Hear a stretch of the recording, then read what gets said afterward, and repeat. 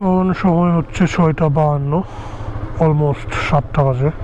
আজকে যাব কোথায় সেটা আপনাদেরকে পরে রাইড করতে করতে বলবো। এখন মিট আপ পয়েন্টের দিকে যাচ্ছি আমরা। মোটামুটি আজকে 3টা বাইক যাব, যার মধ্যে একজন এখনো আসে নাই। 7টার সময় কল টাইম ছিল, এখন 6টা 52 বাজে। সো আমি ফার্স্ট এখন যাই মিট আপ পয়েন্টে, যে ওয়েট করি, চা খাই, দেখি ওরা আসে কিনা। আসলে পরে সবার সাথে এক এক করে পরিচয় করাই দিব। এই হচ্ছে meet up point. As you can see, just আমার একটা বাইকই আছে ধরা এখানে, আর কেউ এখন আসে নাই। 6টা 57 বাজে। সো ওয়েট করি, দেখি ওরা আসুক, তারপরে রওনা দিই, তারপরে আপনাদেরকে বিস্তারিত সব কিছু বলবো। পাপিগুলো আসছে, বাজে হচ্ছে 9টা, কল টাইম ছিল হচ্ছে 7টায়। সো বুঝতেই পারতেছেন কি অবস্থা হয়েছে। প্রায় 2 ঘন্টা যাবত এখানে বসে আছি। জাস্ট একজনের জন্য লেট হয়েছে, ওর একটু ঝামেলা হয়েছিল। এখন আল্লাহ ভরসা রওনা দিব। এখন বাজে হচ্ছে 9টা 9। ফাইনালি গাড়ি টান দিছি, আর একটা বাইক মোটামুটি সামনে চলে গেছে, আর একটা বাইক পিছনে আছে। এখন ঘটনা হচ্ছে আমাদের সাথে যেতেছে হচ্ছে রানা, মামুন, আমি, মারুফ, আর পিছনে হচ্ছে সবুজ দাদা আর সুব্রত দাদা। তো আমরা হচ্ছে মোট হচ্ছে এই 6 জন মানুষ 3টা গাড়িতে যাচ্ছি। যাবো হচ্ছে, ইনিশিয়াল প্ল্যান ছিল নেত্রকোনা যাওয়ার, আর নেত্রকোনা যাইতে মোটামুটি টাইম লাগে হচ্ছে 5 ঘন্টা আমাদের, মানে আমাদের যে মিট আপ পয়েন্ট ওখান থেকে। এখন 5 ঘন্টা 4.5 ঘন্টা হচ্ছে একদম নন স্টপ রাইড করে গেলে, তাহলে 4.5 ঘন্টা লাগবে। আর এত দূরে যাবো, এখন ব্রেক তো নিতে হবে। ব্রেক নিয়ে গেলে মোটামুটি 5 ঘন্টা 5.5 ঘন্টা লেগে যাবে। সো আমার ইনিশিয়াল প্ল্যান ছিল হচ্ছে সকালে 5টার সময় বের হওয়ার, কিন্তু রানা 5টার সময় যেতে পারবে না, ওর প্রবলেম আছে একটু, কারণ ওর অফিসের গাড়ি নিছে, আর অফিসের গাড়ি এত সকালে বের করা পসিবল না। সো ওর জন্য কল টাইম রাখছিলাম হচ্ছে 7টায়, বাট আনফর্চুনেটলি ও অফিসের গাড়ি বের করতে পারে নাই 7টার সময়ও। ওর গাড়ি বের করতে মানে বের করে মিট আপ পয়েন্ট পর্যন্ত আসতে বেজে গেছে 9টা। সো এখন 9টার সময় যদি রওনা দিই, তাহলে নেত্রকোনা যেতে সময় লাগে যদি 5 ঘন্টা, তাহলে মোটামুটি 2টা 2.5টার মতো বেজে যাবে, বা 3টার মতো বেজে যাবে আর কি।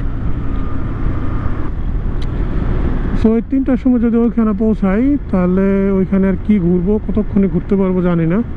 হয়তো দেখা গেছে 1 ঘন্টা 2 ঘন্টা ওইখানে একটু ঘুরে তারপরে আবার ব্যাক করতে হবে। সো এখন হচ্ছে আমার প্ল্যান, আমি ওদেরকে বলছি যে আমরা যদি থেকে যেতে পারি, তাহলে নেক্সট ডেতে মানে একদম রিল্যাক্সে ঘুরে টুরে তারপরে চলে আসতে পারবো। মানে that would be better than the plan today we are doing. So এই প্ল্যান ওদেরকে বলছি, কিন্তু ওই যে প্রবলেম এগেইন, রানাকে নিয়ে, ওর গাড়ি নিয়ে। ওর যেহেতু অফিসের গাড়ি, আর ওর পসিবলি ওর ওয়াইফও একটু অসুস্থ আছে, সো ও থাকতে পারবে কিনা এটা নিয়ে হচ্ছে ঝামেলা। এখন এটাতে আমরা আসলে কনফিউজ যে কী করব। সো পুরো প্ল্যানটাই এখন পুরো কনফিউশনের উপরে চলতেছে, কারণ কতক্ষণ লাগে যাইতে, তারপরে ওইখানে যাইয়া এই 2-1 ঘন্টা আসলে ঘুরা, মানে it's not worth it to be honest according to me. So এখন আর কি, গো উইথ দ্য ফ্লো। সবাইকে নিয়ে যেহেতু বের হয়েছি বাসা থেকে, একবার যাই, যেরকম আসলে যেটা বলে আর কি, it's not the destination, it's the journey. So দেখি এখন জার্নিটা কীরকমের হয়। সো সাথেই থাকেন, আপডেটটা একটু পরে দিতে থাকবো। তো এখনকার আপডেট হচ্ছে, ঝামেলা একটা করছে, সেটা হচ্ছে আমি বের হওয়ার আগে পাকনামি কইরা আরেক বাইক, যেটা রানার বাইক, যেটা ওটা রানার মামুন আগে চলে গেছে। সো ওদেরকে যেই রোড প্ল্যান দেওয়া হয়েছিল, ওরা পাকনামি করে ওই রোড প্ল্যান নামাই না, নিজ বুদ্ধিতে আরেক রোডে চলে গেছে। কারণ আরেক রোডে যে গেছে ওইটা তো আমাদেরকে জানাবে, ওইটা আমাদেরকে জানায়ও নাই। সো এখন অনেক দূর আসার পরে ওদেরকে ফোন দেওয়া হয়েছে জানার জন্য যে ওরা কতটুকু আগাইছে। তো ওরা বলতেছে যে ওরা প্ল্যান চেঞ্জ করে অন্য রাস্তায় ঢুকে গেছে। তো ভাই ঢুকছোস ভালো কথা, রাস্তা যদি এটা ভালো হয়, যেটা আমি জানি না, তোরা জানোস, তোরা ওইটা জানা, ওইটা জানায়ও নাই। এখন দেখি, ওদেরকে বলছি সামনে এক জায়গায় একটা জাংশন আছে, ওইখানে বলছি যে মিট কর, আয় ওইখানে সবাই এখন মিট করি। এছাড়া তার কোনো উপায় নেই এখন। তারপর ওইখান থেকে আবার সবাই একসাথে হয়ে তারপরে গাড়ি টান দিব।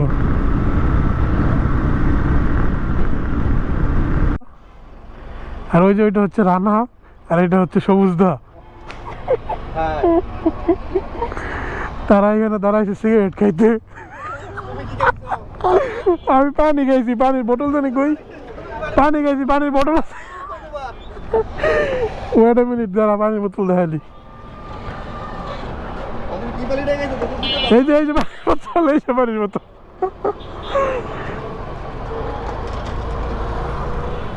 জোকস অ্যাপার্ট, আমরা এখানে দাঁড়াইছি। ওই সুব্রত দাদের রিক্সারটা আসছিল, ওইটার চেইন একদম খড়খড়া হয়ে আছে, মানে শুকাই গেছে একদম। সো ওইটা লুপ করার জন্য দাঁড়াইছি। হয়তো মামুন নিয়ে গেছিলো গাড়ি, এটা লুপ করে নিয়ে আসছে হোপফুলি। লুপ করছস?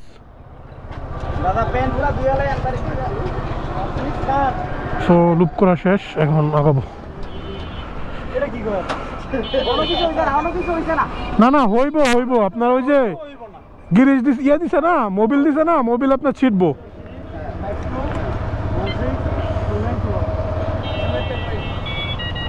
সো এটা হচ্ছে মামুন, আর এটা হচ্ছে মারুফ। মারুফ আপনার আগে দেখছেন। আমি পুরা মই, ঠিক আছে দাদা, আমার গেঞ্জি গঞ্জি একবার শেষ কত মই। তাতে ম্যাপ অন করে রাখিস। কি জানি নেত্রকোনা বিরিশিরি না নাকি পাঁচগাঁও, না কি জানি পাঁচগাঁও মনে হয়। না পাঁচগাঁও, আচ্ছা আগে বেরিয়ে যাবে না, পাঁচগাঁও যাবে? পাঁচগাঁওই যাই আগে, আর আগে যা হোটেল ম্যানেজ করতে হইব। সো এইখানে হালকা একটু ব্রেক নিয়েছিলাম, যে হ্যাভ সিন। রওনা দিছি, এখন আবার সামনে যেয়ে দাঁড়াইতে হবে। রিক্সায় তেল নেই, সো ওইটাতে রিফিল করতে হবে। So I should go slow, রানায় আসা বাকি আছে এখনো।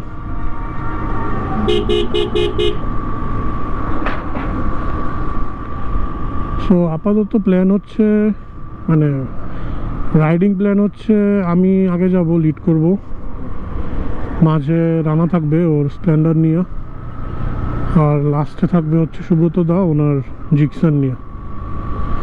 ওনার গাড়ির ট্যাক্স ওখানে একটু ঝামেলা আছে, সো বাই এনি চান্স যদি পুলিশ থাকে, ওটার জন্য একটু সতর্ক হওয়া যাবে আগে থেকে। So this is the plan currently. So আমরা হচ্ছে হাইওয়ে অ্যাভয়েড করতেছি, হাইওয়ে দিয়ে যাবো না, কারণ হচ্ছে একটু সিনিক ভিউ খুঁজতেছি আর কি। হাইওয়ে দিয়ে গেলে তো জাস্ট ভালো রোড টানতে টানতে চলে গেলাম, ওইটাতে থ্রিল কম। সো থ্রিলের জন্য আর হচ্ছে সিনিক ভিউর জন্য আমরা ভিতর দিয়ে যাচ্ছি, সেটা হচ্ছে কাপাসিয়া, টোক, তারপরে হচ্ছে পাকুন্দিয়া, কিশোরগঞ্জ, ওগুলা হয়ে তারপরে যাব আর কি। সো এটা হচ্ছে রোড প্ল্যান কারেন্টলি।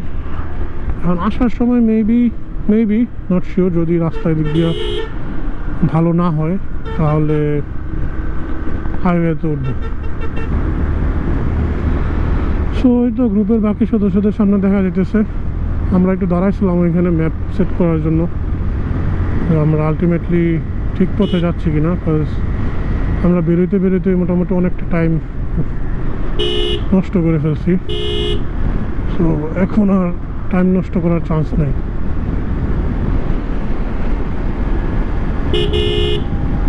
রানার ব্যাপার, ওর খুব ইচ্ছা ছিল আমার সাথে একটা ট্যুরে যাওয়ার, লং হোক আর ওর অ্যাটলিস্ট ডে লং হইলেও চলতো।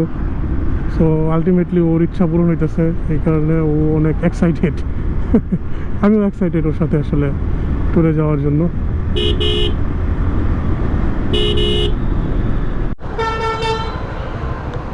সো এই হচ্ছে তেল সমাচার।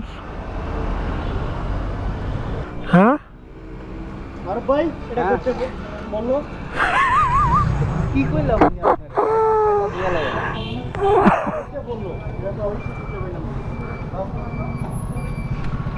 তেল লাগবে তোমার? লাগলে ভরে নাও। ওই যে দারাজে ইয়া পাওয়া যায় আপনার, দেখছি দাগ উঠানে আর কি যেন একটা কেমিক্যাল পাওয়া যায়, ওইটা দিলে নাকি আপনার দাঁড়টা উঠে যায়। লেট হয়ে গেলে কখন উঠে না।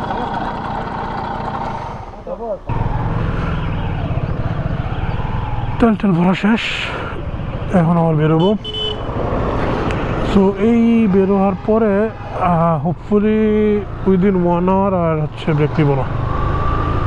সো একদম 1 ঘন্টা পরে আবার ব্রেক নিব, তখন হচ্ছে গাড়িরও ব্রেক লাগবে। হ্যানতেই বসছে মনে হয়, তুই তো দিয়া লই আইসস। ভিতর দিয়ে গেলে ঝামেলা হচ্ছে আপনার এই অটো সিএনজি এইসবের, এখন এগুলোর কারণে ব্রেক করতে হয়, কিন্তু জায়গাগুলো মাস্ট একদম খুবই সুন্দর।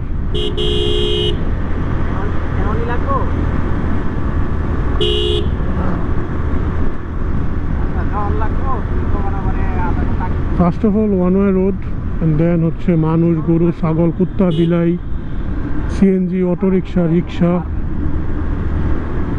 এভরিথিং, যার কারণে হচ্ছে একটু টাফ হয়ে যায় চালানো। বাট এই সিনিক ভিউর কাছে এগুলো আসলে কিছু না। কিরে শালা ঘুরে ঘুরে দিয়ে নরসিং দেয় পড়ছি।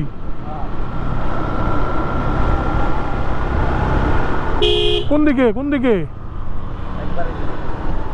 শালা, আগের থেকে কষ্ট না গেল লিগা কি এক বিদ্যুতি করছস বেটা।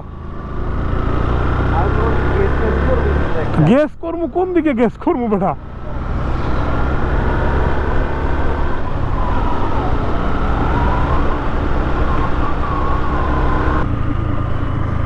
সো অনেস্টলি স্পিকিং এই ভিউর জন্য আসলে হাইওয়ে অ্যাভয়েড করাই যায় এনি টাইম।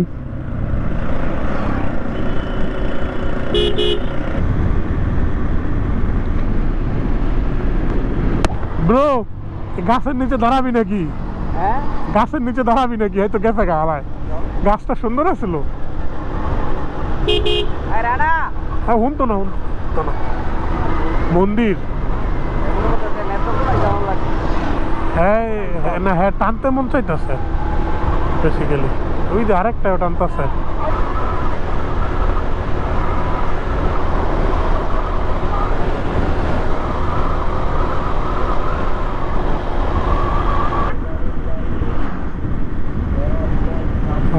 ওয়াও ওয়াও মারো ধোয়া নিতে যাই বাল।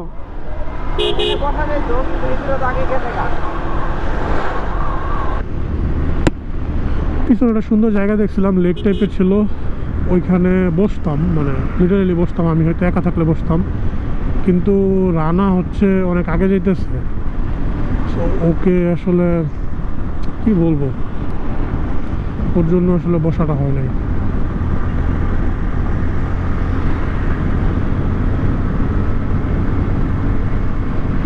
ফাইনালি এখন হচ্ছে ওরা একটু সাইডে আনতে হবে, ওরা বলতে হবে গ্রুপ মেনটেন করতে এখন।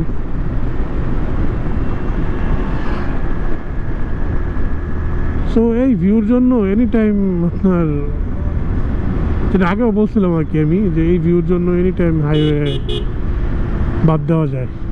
হাইওয়েতে গেলে শুধু টানাই যাবে, বাট এই সিনারিটা দেখা যাবে না। So I am satisfied with my decision. Wow, I mean, wow! Just look at the view. Woo! Whew. That's why you need to get out of your house and go on a tour, a journey.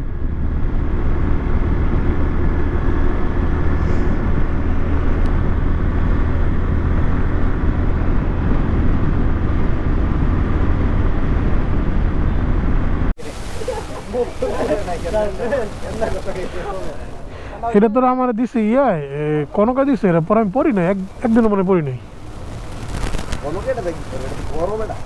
না না, এটা হচ্ছে পর্তুগালের টান ছিল মনে হয় সম্ভবত।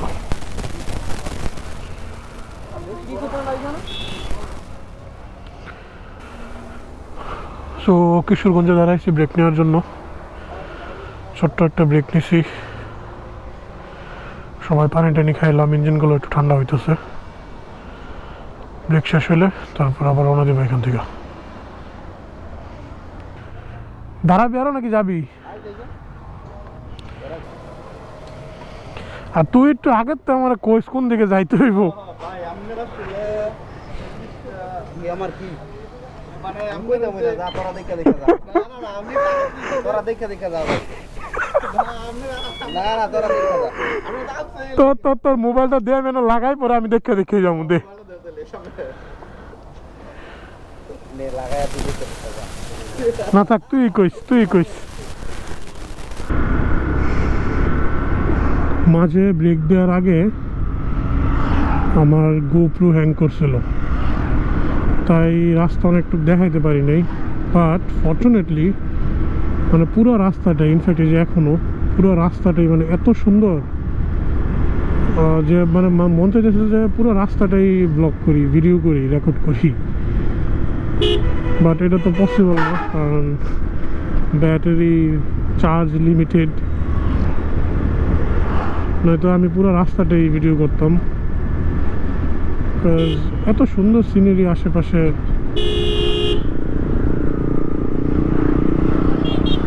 যে কোনটা রেখে যে কোনটা ভিডিও করবো এটা আসলে বুঝতেছি না, সবই ভিডিও করতে মন চাইতেছে।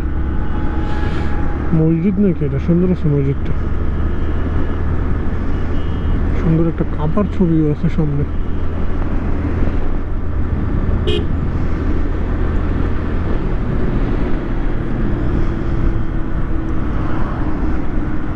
এই ব্রেকটা ম্যান্ডেটরি ছিল, মোটামুটি 1-1.5 ঘন্টা যাবত গাড়ি চালাইতেছিলাম।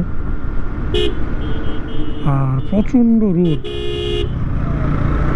ইমেন্স রোদ যেটা বলে আর কি। এখন বাজে কটা?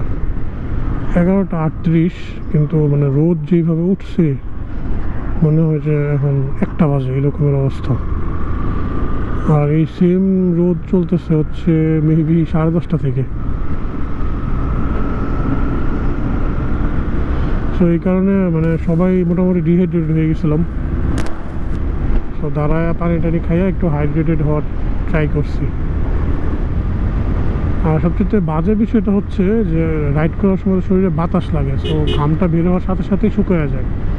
সো টের পাওয়া যায় না যে কী পরিমাণ ঘামতেছি। এই কারণে বোঝা যায় না যে ডিহাইড্রেটের পরিমাণটা কীরকম। বা যা বুঝতেছি আলটিমেটলি একটু পরে মাথা ব্যথা শুরু হয়ে যাব পানি শূন্যতার কারণে। সো এখন আবার ঘন্টাখানেক চালাবো, তারপরে আবার ব্রেক নিব। কাজে রোদের মধ্যে যদি ব্রেক না নিয়ে চালাই তাহলে গাড়িরও সমস্যা হবে, নিজেরও সমস্যা হবে। সো ঘোরাঘুরি তো করতেই হবে, বাট স্বাস্থ্যের দিকেও খেয়াল রাখতে হবে। সো অন দ্যাট নোট আপনাদেরকে আমি রাস্তার ভিউ দেখাইতে থাকি, আমি রেকর্ড করবো যতটুকু পারি।